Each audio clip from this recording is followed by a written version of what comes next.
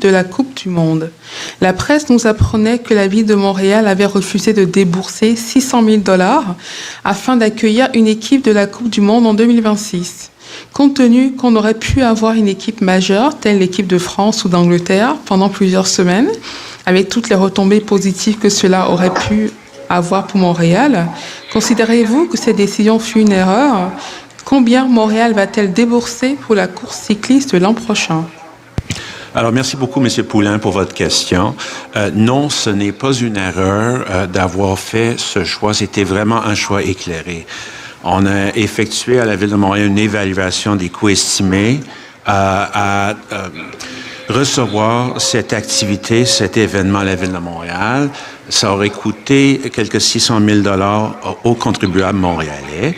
Mais comme la Ville, aucun match ne sera joué, n'est pas prévu à Montréal.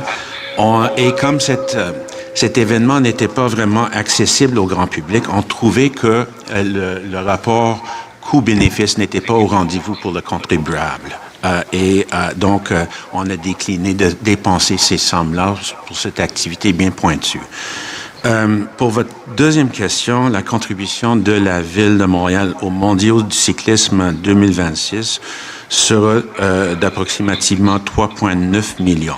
Et je tiens à souligner, chaque fois qu'on nous demande à la Ville de Montréal de recevoir un événement sportif majeur, on effectue une analyse des coûts aux contribuables par rapport aux retombées à l'économie montréalaise et on fait une analyse des coûts-bénéfices de l'activité. Dans ce cas-là, on trouvait que les bénéfices étaient au rendez-vous pour la société et pour l'économie montréalaise. Pour ce qui est des matchs, de recevoir le FIFA, de dépenser 380 millions de dollars pour 6 matchs de soccer, on ne trouvait pas que c'était au rendez-vous.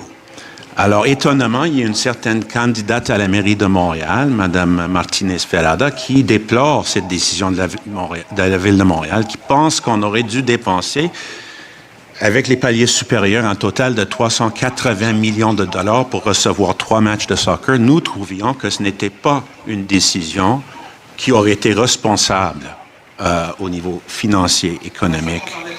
Alors, c'est la raison pour laquelle nous avons décliné de dépenser ces sommes faramineuses pour recevoir 6 matchs. Je mentionne ça parce que c'est dans le contexte de la question du camp d'entraînement pour la FIFA.